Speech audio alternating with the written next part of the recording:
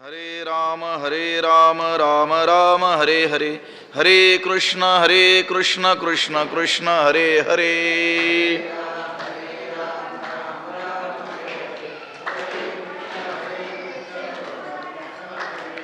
पुंडलीक वरदा हरी विठ्ठल, श्री ज्ञानदेव तुकाराम, पंढरीनाथ भगवान की जय. माऊली ज्ञानेश्वर महाराज की जय. जगद्गुरु तुकाराम महाराज की जय. तद्बुद्धयस्तदात्मानस तन्निष्ठास्तत्परायणाः गच्छन्त्य पुनरावृत्तिं ज्ञाननिर्धूतकल्मषाः. ग्रंथराज श्री ज्ञानेश्वरीच्या 5व्या अध्यायाचा आपण विचार करतो आहोत आणि या 5व्या अध्यायातील 17व्या क्रमांकाचा हा श्लोक आहे. हा श्लोक आणि यावर जे भाष्य आहे त्यातील 2 ओव्यांचा विचार आपण केलेला आहे. बुद्धिनिश्चये आत्मज्ञान, ब्रह्मरूप भावी आपणा आपण, ब्रह्मनिष्ठा राखे पूर्ण, तत्परायण अहर्निशी, आणि ऐसे व्यापक ज्ञान भले, जयाची हृदया गिवसीत आले, तयाची समता दृष्टी बोले, विशेषू काही. या श्लोकाचा आणि या 2 ओव्यांचा विचार झालेला आहे. ज्ञानोबाराय म्हणतात, ऐसे व्यापक ज्ञान भले, असं व्यापक शुद्ध ज्ञान ज्याच्या हृदयाचा शोध करीत आलेला आहे त्याची साम्य दृष्टी, त्याची समता दृष्टी, शब्दाने विशेष काय सांगावी, म्हणजे शब्दात सांगता येण्यासारखी ती स्थिती नाही आहे. त्याची दृष्टी समानच असणार आहे, त्याची दृष्टी साम्य दृष्टीच असणार आहे. कारण तो जगाकडं, या विश्वाकडं पाहत असताना जसं तो आपल्याला मी परब्रह्म स्वरूप आहे असं मानतो, तसं जगाकडं पाहत असताना हे विश्व देखील, हे जग देखील ब्रह्मच आहे असं तो पाहत असतो. एक आपण पेची जैसे ते देखती विश्व तैसे, हे बोलणे कायसे नवल येथ. एक आपण पेची जैसे ते देखती विश्व तैसे, एक आपल्याला जसे ब्रह्म मानतात तसे हे विश्व देखील ब्रह्मच आहे असे ते पाहतात. हे बोलणे कायसे नवल येथ, या विषयातील हे बोलणे आश्चर्य मानण्यासारखं आहे काय? यात काही आश्चर्यच नाही आहे. त्याची दृष्टीच ब्रह्मदृष्टी झालेली आहे. स्वतःलाही तो परब्रह्म स्वरूप मी आहे असं मानतो आणि विश्वाकडे पाहत असताना देखील हे सर्व विश्वच ब्रह्मरूप आहे असं तो पाहत असतो. आता या विषयामध्ये हे बोलणं हे आश्चर्य मानण्यासारखं आहे काय? येथ बोलणे कायसे नवल येथ. आता हे बोलणं हे नवलच नाही आहे, यात काही आश्चर्य मानण्याचं काही कारणच नाही आहे. उलट त्याची समदृष्टी नसेल तर नवल. एवढं ज्ञान होऊनही तो विश्वाकडे ब्रह्मदृष्टीनं पाहत नाही असं असेल तर नवल. त्याला सर्वत्र परब्रह्माची प्रतीती येते, याच्यात काय नवल? जसं ज्ञानोबराय आहेत, सर्व समर्थ आहेत, करील ते काय नो हे महाराज, परिपाहे बीज शुद्ध अंगी असं आपण म्हणतो. ज्ञानोबरायांनी रेड्यामुखी वेद बोलविला, चालविली जड भिंती, मेले माणूस जित उठविले, हे चमत्कार सांगण्यात येतात. आता त्यांनी हे चमत्कार केले, याच्यात चमत्कार काही असण्याचं काही कारणच नाही. उलट केले नसते तर चमत्कार. म्हणजे ते एवढे समर्थ असून रेडा बोलवला नसता तर नवल वाटण्यासारखं होतं. ते एवढे समर्थ असल्यामुळे रेडाच काय, ते कोणाच्याही मुखातून वेद बोलवू शकतात. लक्षात आलं का? ते एवढे समर्थ असल्यामुळं त्यांनी आज्ञा दिली आणि भिंत चालली नाही, मग नवल मानण्याचं कारण होतं. त्यांनी आज्ञा केली आणि भिंत चालली, त्याच्यात काही नवलच नाही, कारण ते तेवढे काय आहेत, सामर्थ्यवान आहेतच. इथं सच्चिदानंद बाबा जे मृत झालेले होते त्यांना उठवून ज्ञानेश्वरी सारखा अद्भुत ग्रंथ त्यांच्या हस्ते लिहून घेतला. त्यांनी उठ म्हटलं आणि मग ते उठले, याच्यात नवलच नाही. उठले नसते तर नवल. एवढे मोठे ज्ञानेश्वर महाराजांनी त्यांनी त्याला उठ म्हटलं आणि ते उठले नाही, याच्यात नवल आहे. अगदी तसंच हा जो महात्मा आहे, ज्याची स्वतःची जी जाणीव आहे मी परब्रह्म रूप आहे ही आहे, आणि विश्वाकडे पाहत असताना मी जसा ब्रह्मरूप आहे तसंच हे विश्वही अवघं काय आहे, ब्रह्मरूपच आहे असं तो पाहतो.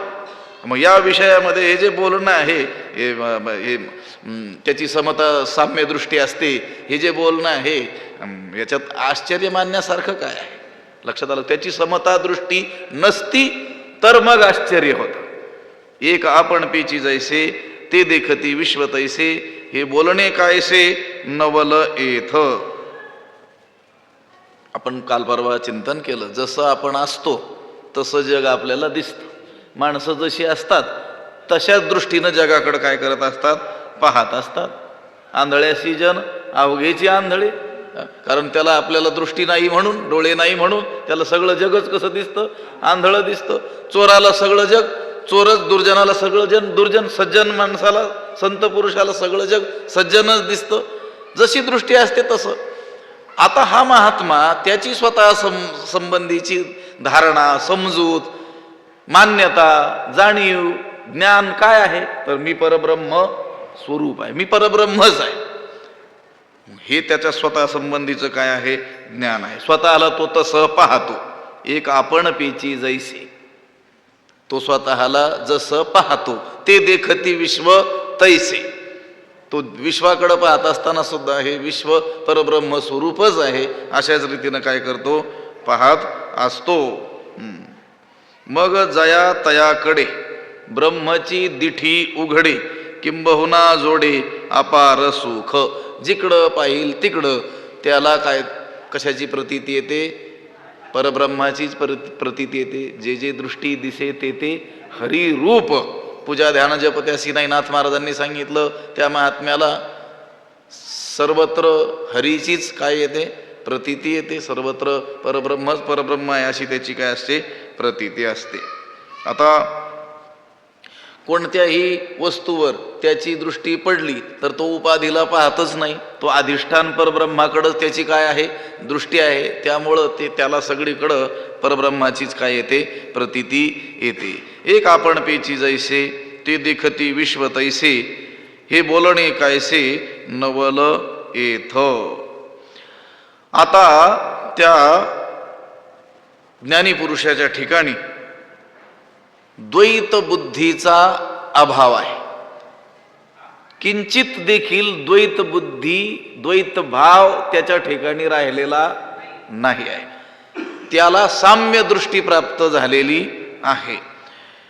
कसं तर ते 3 ओव्या म्हणजे 2.5 ओव्यांमध्ये 5 दृष्टांत ज्ञानेश्वर महाराजांनी सांगितलेले आहेत. ही गोष्ट पटवून द्यायला ह्या श्लोकाच्या वर भाष्य जे आहे त्यातली शेवटची जी 92 क्रमांकाची ओवी आहे त्याचा शेवट काय आहे, भूती भेदू नेनती तैसा ज्ञानी येते. ते ज्ञानी पुरुष या भूतमात्रांच्या ठाई कोणत्याही प्रकारचा भेद जाणत नाही. ते ज्ञानी लोक या भूतांमध्ये भेद कल्पना जाणत नाहीत. कसं जाणत नाहीत तर या दृष्टांतात सांगितलेल्या गोष्टींप्रमाणे ते भूतांमध्ये भेद करणं जाणत नाहीत. परी दैव जैसे कौतिके, काहीची दैन्य न देखे, का विवेकू हा नोळखे, भ्रांती ते जीवी. परी परंतु दैव जैसे कौतिके, भाग्य ज्याप्रमाणे कौतिके, कौतुकानं देखील विनोदानं देखील, काहीची दैन्य न देखे, कधीच किंवा कुठल्याही प्रकारे दारिद्र्याला पाहत नाही. जे दैव आहे, ज्याला आपण भाग्य म्हणतो, ज्याला दैव म्हणतो, ते दैव त्याला कधीच दारिद्र्याचं काय होत नाही, दर्शन होत नाही. कौतुकानं देखील दारिद्र्याचा अनुभव त्या दैवाला म्हणजे भाग्याला येत नाही. अहो, ज्याचं भाग्य बलवत्तर आहे त्याला दारिद्र्याचं दर्शन होत नाही. मग जे भाग्य आहे स्वतः त्याला दारिद्र्य दर्शन कसं होईल? लक्षात आलं का? आपण म्हणतो की नाही, भाग्याचे निभडसे उद्यमाचे निमिषे, समृद्धी जात पैसे घर रिगे.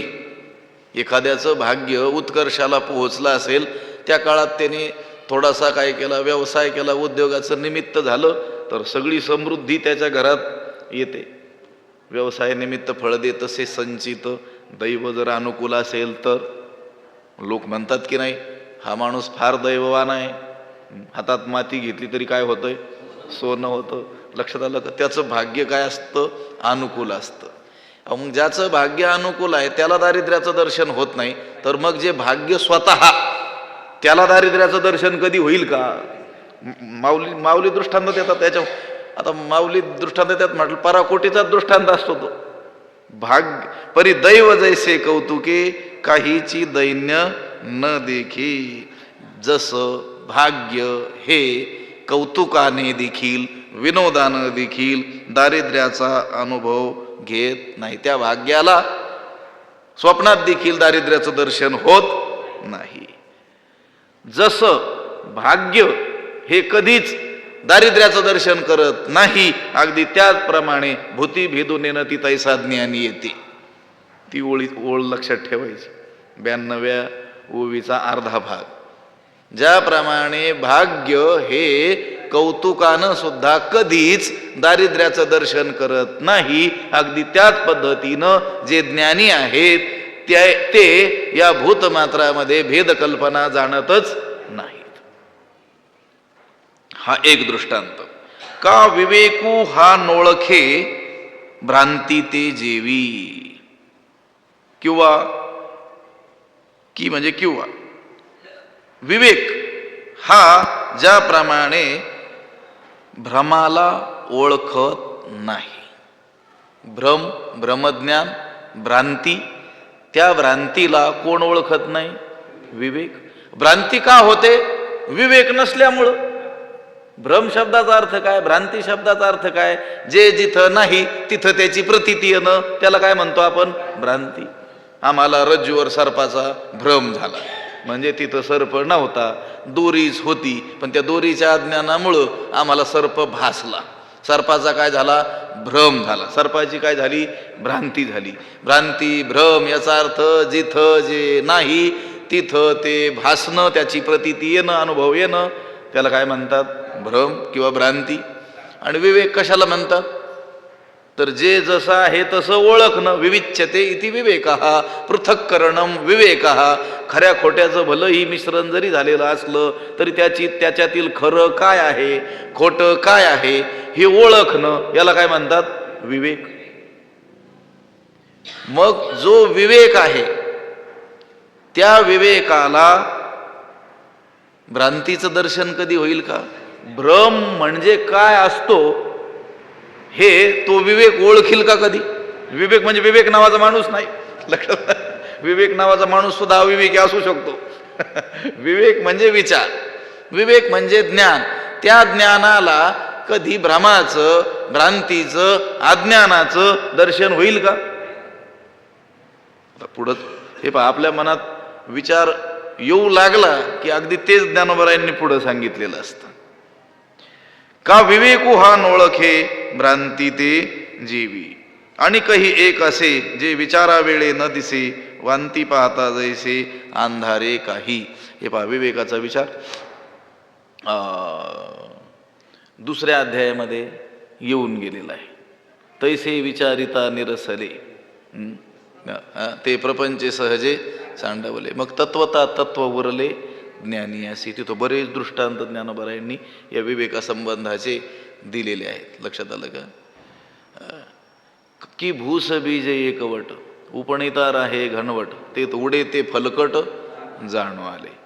पूर्वीच्या काळी ते मळणी यंत्र नव्हते, तोपर्यंत काय करायचे, ती कणस टाकून त्याच्यावर ते बैलाची पात फिरवून, आणि मग ते भूस आणि बीज एकत्र असायचं. ते वेगळं करण्याकरता काय करायचं, अनुकूल वारा बघून ते उफनलं जायचं.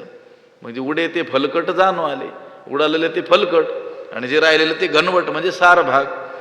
तसं विचार करता करता आपल्याला लक्षात येतं की सत्य काय आहे आणि असत्य काय. म्हणजे विचार शब्दाचा अर्थच की सत्य आणि असत्य हे स्पष्टपणे कळणं, त्याला तर विचार विवेक म्हणतात.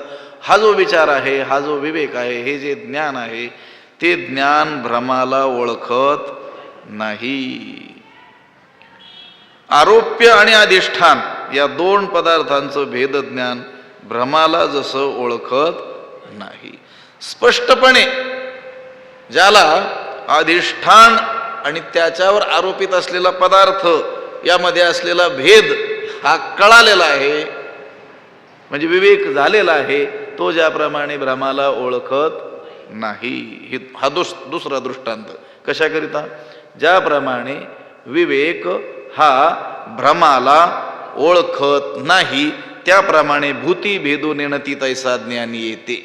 त्याप्रमाणे हे ज्ञानी लोक या भूतमात्रामध्ये भेद कल्पना जाणत नाहीत. हे दोन दृष्टांत. आणखी पुढं, ना तरी अंधकाराची वाणी जैसा सूर्य न देखे स्वप्नी अमृत नायके कानी मृत्यू कथा ना तरी अथवा. ज्ञानोबा म्हणतात हे दोन दृष्टांत कळाले असतील कळाले नसतील काही हरकत नाही. कोणता? दैव ज्याप्रमाणे कधीही दैन्य दर्शन करत नाही, किंवा विवेक हा ज्याप्रमाणे भ्रमाला ओळखत नाही. हे दोन दृष्टांत सांगितले. पुन्हा आणखी दृष्टांत सांगायचा होता. ज्ञानोबा म्हणतात ना तरी अंधकाराची वाणी अथवा सूर्य ज्याप्रमाणे स्वप्नातही अंधकाराचं स्वरूप पाहत नाही. ना तरी अंधकाराची वाणी जैसा सूर्य न देखे स्वप्नी. जागेपणी तर तो सूर्य अंधाराला कधी पाहतच नाही, पण तो सूर्य झोपला आणि त्याला स्वप्न पडलं तर त्या स्वप्नात सुद्धा त्याला अंधाराचं दर्शन होत नाही. कारण सूर्यापुढे अंधार टिकेल कसा? कारण सूर्य आला की अंधार पळून जातो, किंबहुना त्या अंधाराचाच प्रकाश होऊन जातो. त्याने कधीही अंधाराला पाहिलेलं नसतं आणि त्या अंधारानं कधीही सूर्याला पाहिलेलं नसतं. ना तरी अंधकाराची वाणी जैसा सूर्य न देखे स्वप्नी. सूर्याला कधीच अंधकाराचं दर्शन होत नाही. मग सूर्य अंधारा लागी रिघो काही भलते सुरंगी परी तो तयाच्या भागी नाहीची जैसा. त्या सूर्याच्या दृष्टीनं तो अंधार या जगात अस्तित्वातच नाही, कारण त्याला त्याची कधी भेटच होत नाही. मग सूर्य अंधारा लागी रिघो का भलते सुरंगी. तो शोध घ्यायला निघाला. कोणाचा? अंधाराचा. लोकांकडून त्या सूर्यानं ऐकलं अंधार नावाचा काहीतरी पदार्थ असतो आणि तो शोध घ्यायला निघाला. सगळीकडे शोधलं, काही दिसलं नाही. त्याला वाटलं या गुहेत तरी तो अंधार असेल, म्हणून सूर्य तिथं गेला. ज्ञानोबा म्हणतात रिघो का भलते सुरंगी. गहन अशा गुफेमध्ये काय झाला? तो सूर्य गेला.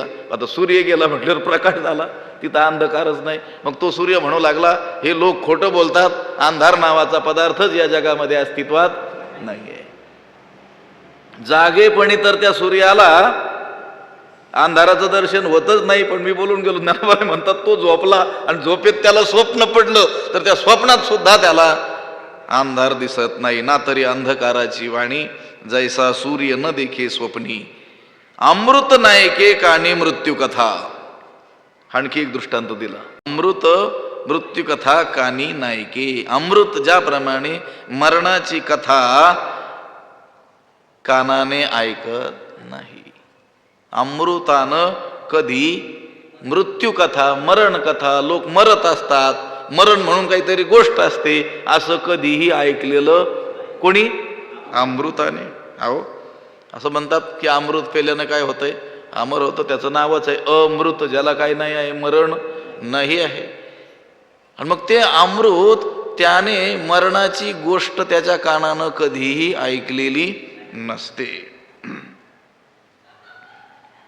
मृत्यूची वार्ता देखील त्या अमृताला कधी माहीत नसते. अमृत नायके कथा मृत्यू कथा हा चौथा दृष्टांत आहे. अगदी त्याच पद्धतीनं भूती भेदू नेणती तैसा ज्ञानी येते. ज्याप्रमाणे अमृत आपल्या कानाने कधी मरणाची वार्ता देखील ऐकत नाही, त्याने ऐकलेली नसते, अगदी त्याचप्रमाणे हे ज्ञानी लोक या भूतमात्रामध्ये भेद कल्पना करणं जाणत नाहीत. हे असो, ज्ञानोबा म्हणतात हे असो द्या म्हटले. आता हे चार दृष्टांत कोणते कोणते? दैव आणि दैन्य. दैवानं त्या भाग्यानं कधी दारिद्र्य पाहिलेलं नसतं. विवेक हा कधीही त्या भ्रमाला ओळखतच नाही. दुसरी गोष्ट. तिसरा, अंधकाराची गोष्ट सूर्यानं स्वप्नात देखील पाहिलेली नसते. तीन झाल्या. आणि चौथी अमृत नायके कानी मृत्यू कथा, अमृतानं आपल्या कानानं मरणाची वार्ता ऐकलेली नसते. हे 4 दृष्टांत सांगितल्यानंतर पुन्हा ज्ञानोबा म्हणतात हे असो, कळले असतील नसतील, सोपं सांगतो म्हटले. हे असो संतापू कैसा चंद्रू न स्मरे जैसा, भूती भेदू नेनती तैसा ज्ञानी येते. हे असू द्या म्हटले. संतापू कैसा चंद्रू न स्मरे जैसा, चंद्रू संतापू कैसा जैसा न स्मरे. ज्याप्रमाणे संताप म्हणजे उष्णता ही कशी असते हे चंद्राला आठवतच नाही म्हटले. चंद्र न स्मरे जैसा, चंद्राला त्या उष्णतेचं कधी स्मरणच होत नाही. त्याला सांगितलं जरा स्मरण कर, कधी कधी विसरतं माणूस. म्हणून माणसं म्हणतात जरा जोर दे डोक्यावर मग आठव म्हटले. तुला आपण त्या माणसाला भेटलो होतो, हो हा म्हणतो नाही माझ्या लक्षातच नाही, मी तिथं कधी गेलोच नाही. दुसरा माणूस काय सांगतो, अरे विस्मरण होत असतं माणसाला कामाच्या गडबडीमध्ये, जरा जोर दे बुद्धीवर. आणि मग काय माणूस म्हणतो हो हो मला आठवलं, बरोबर कामाच्या गडबडीत मी लक्षात नाही राहिलं. तसं त्या चंद्रानं आपल्या डोक्याला कितीही त्रास देऊन आठवण्याचा प्रयत्न केला तरी देखील त्याला संताप म्हणजे उष्णता कशी असते हे जसं स्मरत नाही. हे असो संतापू कैसा चंद्रू न स्मरे जैसा. कारण चंद्र हा कसा आहे, शीतळ आहे. काही तेज परी शीतळ शशांकाचे, शशांक म्हणजे हा चंद्र हा कसा आहे, अगदी शीतळ आहे. त्या चंद्राला संताप त्रास कसा असतो हे म्हणजे उष्णता कशी असते हे ज्याप्रमाणे स्मरत नाही, अगदी त्याप्रमाणे भूती भेदू नेणती तैसा ज्ञानी येजे. ज्ञानाच्या ठिकाणी ज्ञानाचा तो उदय झालेला असल्यामुळं भेदात्मक जे जगत अज्ञानावस्थेत त्याला प्रतीतीला येत होतं, आता तो ज्ञानी अवस्थेत असल्यामुळं ब्रह्मरूपानं तो या जगाकडे पाहत असतो. त्यामुळं त्याच्या ठिकाणी किंचिन मात्र देखील भेद उरलेला नसतो. तेथे कैचे भिन्ना भिन्न वेद पुरुष नारायण तेने केला निवड. अवघी एकाचीच वीण तेथे कैचे भिन्ना भिन्न वेद पुरुष नारायण तेने केला निवाडा. सर्वत्र अभेद दर्शन त्याला होत असतं. स्वतःला ब्रह्मरूप मानणारा तो महात्मा सर्व जगाकडे ब्रह्मदृष्टीनंच पाहत असल्यामुळं किंचिन मात्र ही भेद त्याच्या ठिकाणी उरलेला नसतो. हे असो संतापू कैसा चंद्रू न स्मरे जैसा, भूती भेदू नेणती तैसा ज्ञानिये ते. पुढे श्लोक येतो, त्याच्या ठाई भेद कसा राहिलेला नसतो, समदृष्टी त्याची कशी असते, समदर्शन तो कसं करतो ते या श्लोकात पुढे सांगतात. विद्या विनय संपन्ने ब्राह्मणे गवी हस्तिनी शुनिचैव श्वपाके च पंडिता समदर्शिनः. 18वा श्लोक आहे. त्याचा अर्थ असा होईल, पंडिता हा म्हणजे ब्रह्मज्ञानी पुरुष. विद्या विनय संपन्ने ब्राह्मणे, विद्या आणि विनयशीलता असलेले जे ब्राह्मण आहेत. च आणि गवी गाय आहे, हस्तिनी हत्ती आहे, शुनी कुत्रा आहे, च आणि श्वपाके चांडाळ आहे. या सर्वांच्या मध्ये समदर्शिना एव समदृष्टी ठेवणारे असतात. हे महात्मे कशा रीतीनं त्यांची समदृष्टी असते, कुठं कुठं ते समदृष्टी, सर्वत्रच समदर्शन त्यांना होतं. पण वानगी दाखल उदाहरणादाखल दिलं की जो विद्या आणि विनयांनी संपन्न असलेला ब्राह्मण आहे, सात्विक ब्राह्मण आहे, त्याच्याही ठिकाणी पुन्हा गवी गायीमध्ये, हस्तिनी हत्तीमध्ये, पुन्हा शुनी कुत्र्यामध्ये आणि श्वपाके चांडाळामध्ये हे समदर्शिना पंडिता हा समदर्शिना हे आत्मज्ञानी पंडित ज्ञानी पुरुष हे कसं पाहतात, समदर्शिना हा ब्रह्मदृष्टीनं साम्य पाहणारे असतात. आता ह्याच्यात पहा, विद्या आणि विनयानं संपन्न असलेला ब्राह्मण आणि गाय हे सात्विक आहेत. पुन्हा विद्या विनय आणि संपन्न असलेला ब्राह्मण हा सात्विक आहे. गाय आणि हत्ती हे राजस आहेत आणि कुत्रा आणि चांडाळ हे तामस आहेत. हे गुणांचा असा जर विचार केला, पण ह्या सगळ्यांच्या ठिकाणी ते ब्रह्मदृष्टीच ठेवतात. लक्षात आलं का? असं नाही की हा विद्या आणि विनयानं संपन्न असलेला ब्राह्मण असल्यामुळं त्याच्याकडे बघण्याची दृष्टी त्यांची वेगळी आहे. गाय आणि हत्ती यांच्याकडे बघण्याची दृष्टी वेगळी आहे आणि कुत्रा आणि जो चांडाळ आहे त्याच्याकडे बघण्याची दृष्टी वेगळी आहे असं नाही. श्वपाक, श्व म्हणजे कुत्रा, पाक म्हणजे त्याला शिजवून खाणारा. लक्षात आलं का? त्याला चांडाळ म्हणतात.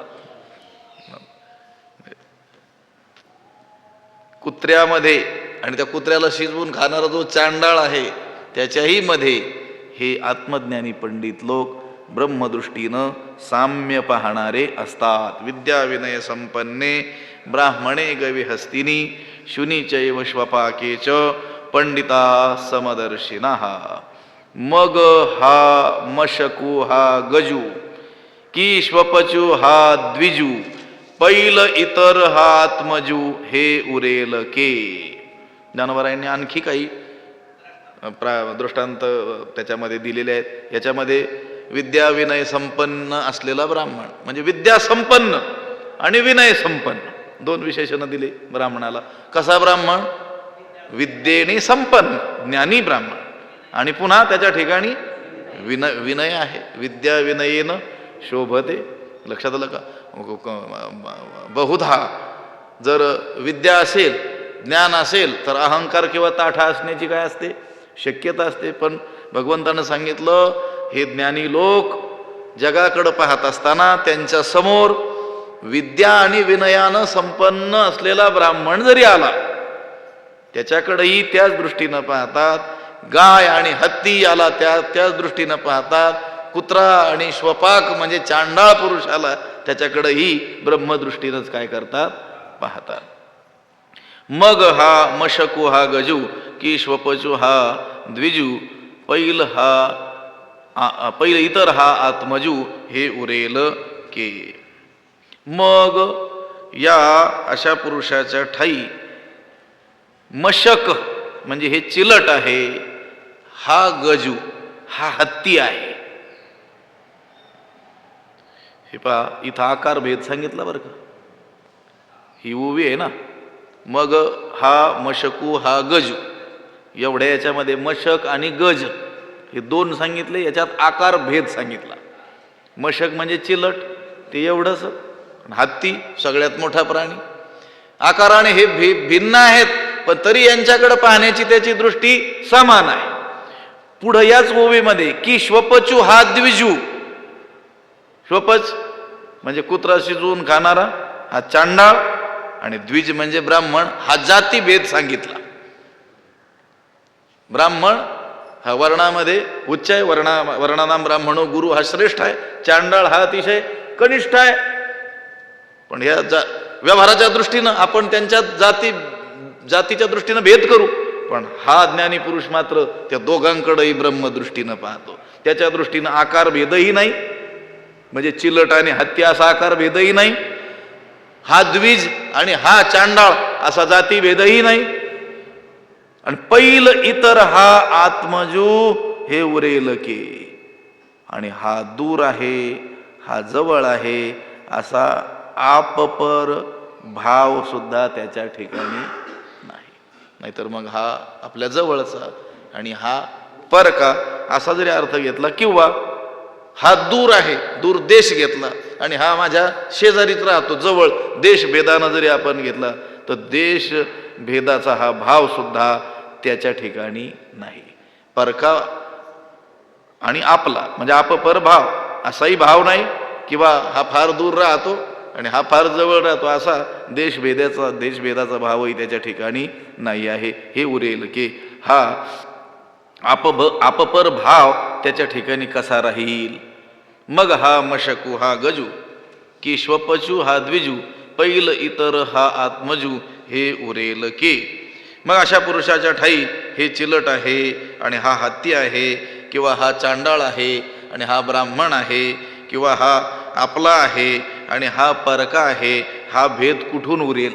आता त्याला समदृष्टी प्राप्त झालेली असल्यामुळं त्याच्या ठिकाणी हा जो भेद आहे, जो आपल्या अज्ञानी लोकांच्या ठिकाणी आहे, तो कसा काय उरून राहील? तो राहणारच नाही. ना तरी हे धेनू हे श्वान, एक गुरु एक हीन, हे असो कैचे स्वप्न जागतया. ना तरी अथवा आणखी दृष्टांत ज्ञानोबराय देतात. हे धेनू हे श्वान किंवा ही गाय आहे आणि हा कुत्रा आहे. एक गुरु एक हीन, एक थोर आहे आणि दुसरा नीच आहे, किंवा एक पूज्य आहे हा अपूज्य आहे, असा भाव तरी त्याच्या ठिकाणी कसा राहील? हे असो कैचे स्वप्न जागतया. ज्ञानोबराय म्हणतात हे अधिक बोलणं असू द्या, सारांश सांगतो म्हटले. जागा झालेला जो माणूस आहे, जागतया, स्वप्न कैचे, जाग्या झालेल्या माणसाला स्वप्न कसं दिसेल? जाग्या झालेल्या माणसाला ज्याप्रमाणे स्वप्न दिसणार नाही, त्याचप्रमाणे या ज्ञानी पुरुषाच्या ठिकाणी भेद प्रतीती असणार नाही. ना तरी हे धेनू हे श्वान. हे पहा, आता ही गाय आहे आणि हा कुत्रा आहे, म्हणजे गाय पवित्र आहे आणि तो कुत्रा काय आहे? अपवित्र आहे. असा पवित्र अपवित्र भाव देखील त्याच्या ठिकाणी राहिलेला नाही. त्या दोघांकडे पाहताना तो समदृष्टीनं पाहतो. एक गुरु एक हीन, एखादा थोर आहे, व्यवहारामध्ये मोठ्या पदाला पोहोचलेला आहे, आणि दुसरा काय आहे? कनिष्ठ आहे. व्यवहारातील लोक त्यांच्याकडे पाहत असताना एक गुरु एक हीन या भावनेनं पाहतात, पण हा महात्मा मात्र कोणी थोर असो किंवा कोणी हीन असो, तुकोबाराय म्हणतात तसं, मुंगी आणि राव आम्हा सारिखाची जीव. मुंगी असो की देशाचा कोणी राजा असो, दोघांकडे आम्ही समान दृष्टीनंच पाहतो. हे असो कैचे स्वप्न जागतया. जाग्या झालेल्या माणसाला स्वप्न काय कसं काय दिसेल? कारण स्वप्न कधी होत पडतं? स्वप्नाशी कारण निद्रा, तैसी प्रकृती हे नरेंद्रा. स्वप्नाला कारण काय आहे? निद्रा. झोपी गेलो की काय पडतं? स्वप्न पडतं. अगदी त्याचप्रमाणे हे भेदरूपी स्वप्न, जगतरूपी स्वप्न आपल्याला जे पडलेलं आहे ते अज्ञान निद्रेमध्ये आपण निद्रिस्त आहोत म्हणून. या अज्ञान निद्रेतून जो जागा झाला, संतांनी जागा केलं की नाही? उठा जागे वारे आता, म्हणजे अज्ञान निद्रेतून आपल्याला काय केलं? मोह निद्रेतून काय केलं? जाग केलं. असा जो अज्ञान निद्रेतून जागा झालेला आहे, आपल्या स्वरूपाच्या ठिकाणी जो जागा झालेला आहे, जगजोगी जगजोगी जागे जागे बोलती. लक्षात आलं का? स्वरूपाच्या ठिकाणी जो जागा झालेला आहे त्याला स्वप्न कसं राहील? जसं झोपी गेलेल्या माणसाला स्वप्न पडतं, त्याच्यामध्ये काही दुःखाचे प्रसंग येतात, तो दुःखी होतो, ओरडतो, मग बाकीची माणसं त्याला काय करतात? जाग करतात. त्या दुःखातून बाजूला करण्यासाठी एकच उपाय आहे, काय करणं? त्याला जाग करणं. त्याला स्वप्नामध्ये जर त्याच्या पाठीमागं वाघ लागलेला असेल, चोरांनी त्याला मारला असेल, जखमी झाला असेल, तर त्याला त्या दुःखातून दूर करण्याकरता काय करावं लागेल? म्हटले त्याच्या स्वप्नात जावं लागेल, मग त्याला मदत करावी. असं आहे का? त्याला काय करायचं? फक्त जाग केलं की ते स्वप्न मावळलं. अगदी त्याच पद्धतीनं आपल्या सर्वांना हे जगत स्वप्न पडलेलं आहे. रूपी स्वप्न आपण पाहत आहोत अज्ञान रूपी निद्रेमध्ये, आणि संतांनी महापुरुषांनी आपल्याला काय केलं? जाग केलं. जो कोणी जागा झालेला आहे, आता त्याला हे स्वप्न राहील का? राहणारच नाही. हे असो कैचे स्वप्न जागतया. ना तरी हे धेनू हे श्वान, एक गुरु एक हीन, हे असो कैचे स्वप्न जागतया. एथ भेद तरीके देखावा, जरी अहम भाव उरला होवावा, तो आधीची नाही आघवा, आता विषम काही. भेद प्रतीती कधी येईल? जर काहीतरी अहंकार शिल्लक असेल तर. देहादिकांच्या ठिकाणी थोडा बहुत का होईना अहंकार शिल्लक असेल, उरलेला असेल, तरच हे भेददर्शन आपल्याला होईल. या भेदाची प्रतीती येईल, जगात भेद आपल्याला दिसेल. कधी? जर अहंकार उरलेला असेल देहादिकाच्या ठिकाणी. मी देह असा अहंकार धारण केला की मग आपसुकच देह मी म्हटल्यानंतर दुसरा मी नाहीच आहे. दुसरा माझ्याहून आपल्याला काय दिसणार आहे? वेगळाच दिसणार आहे. कधी? ज्यावेळेस परिच्छिन्न वस्तूंच्या ठिकाणी आपण अहंकार धारण करू त्यावेळेस.